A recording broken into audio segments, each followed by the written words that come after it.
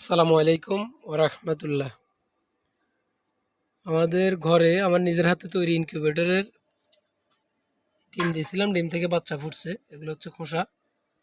আসলে ব্যস্ততার কারণে এটার আপডেট দেওয়া হয় নাই। ইনকিউবেটরে ডিম থাকা অবস্থা আপনাদেরকে দেখাইতে পারি নাই। এই যে এখানে ডিম ফুটছে, এগুলা দুই একটা রয়ে গেছে। এগুলা মনে হয় সম্ভবত ফুটবে না। তো মোটামুটি প্রথমবার হিসাবে চিংড়িটা মানে মোটামুটি ভালো। এখানে আমার কিছু ভুলও আছে, কিছু জিনিস আমি মেনটেন করতে পারি নাই। ওই সামনের বার দেখি আসলে কতটুকু প্রপার করা হবে, কতটুকু ভালো হবে।